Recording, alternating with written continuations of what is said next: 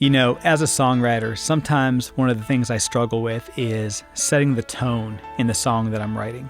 You know, often I'll start off with a melody or a chord progression, but often it's not quite enough to set the direction of where I want the song to go. Sometimes I need just a little more flavor. So today I thought we'd take a look at some strategies and ideas of how to set and create the vibe when you're at the beginning of the songwriting process.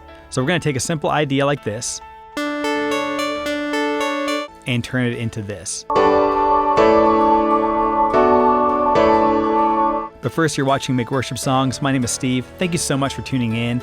If you've been following the channel for a while, we really appreciate it. We would love for you to visit our website as well, makeworshipsongs.com. We have a free gift for you. It's a free songwriter starter toolkit.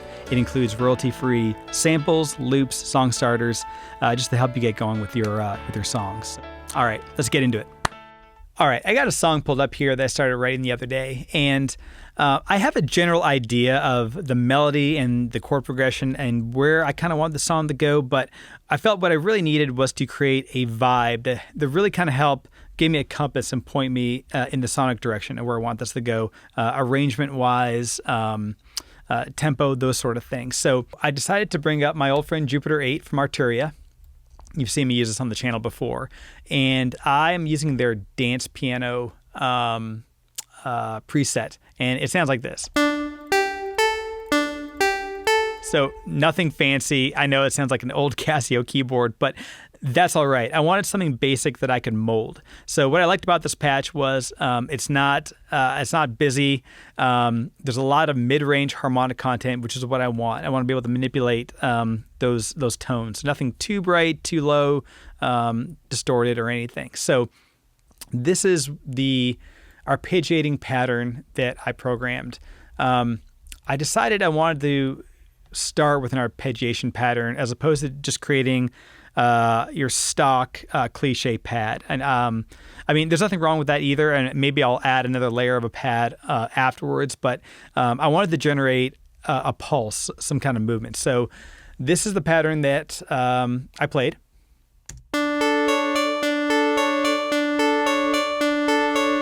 So a lot of up movement.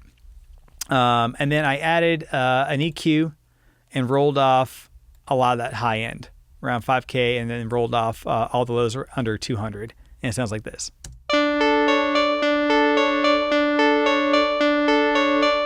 So right away, just dulling that tone a little bit, getting rid of all that really harsh high-end information. Again, I'm going for the fundamental tone of that instrument. The next step was to get creative with it. And I decided to run it through an instance of Crystallizer by Soundtoys. And this is an awesome plugin. And once in a while, it does go on sale. I highly recommend picking it up because you can do a lot of really cool, creative, dynamic things with it. I'm using their whip pad preset, and this is the effect that I got out of it.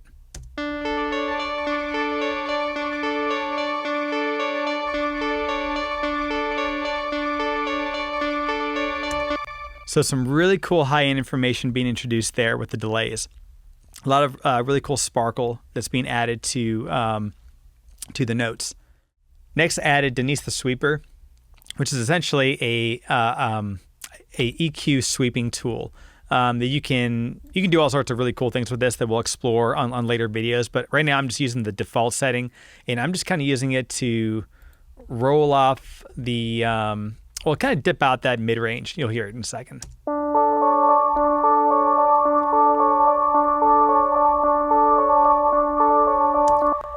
And you can hear it's taking out a lot of that upper middle range and creating this kind of aqua bubbly type sound, which is really cool. The next thing I did was run it through some reverb, and I wanted a big washy reverb to create that pad-like effect underneath. So I'm using the Valhalla Supermassive. They got a really cool preset called Libra Nebula. I dialed back the mix a little bit, and this is what we got.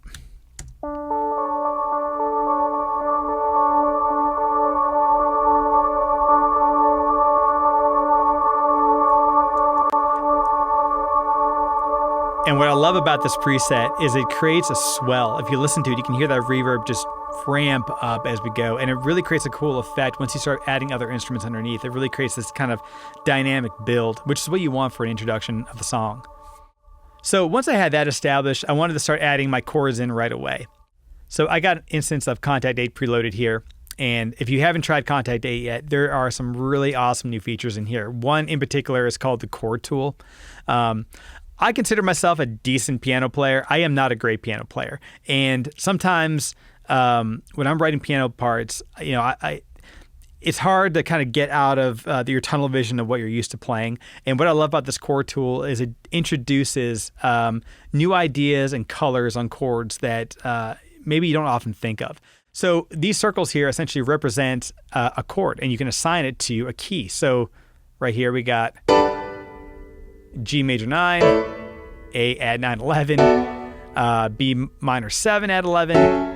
Really cool textures. And you can change these up too. You can adjust them yourself or go to this preset changer up here and essentially choose from various different styles, the complexity, etc. I landed on shimmer because I just love those chord colors that it's giving me.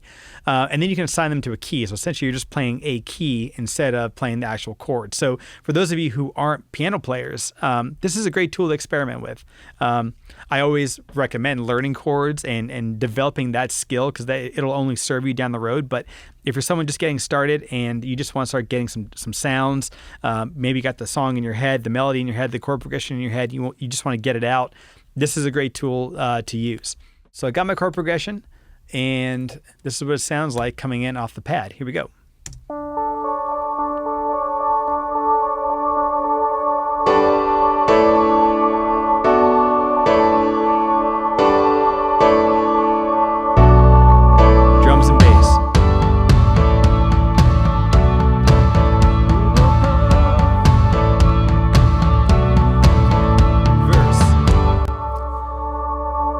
So right away, I got a vibe and a tone set for this song, and this is a good starting place now to start testing my melodies against the track. Is the track too fast? Is it too slow for the lyrics I want to do? For the melody I want to try?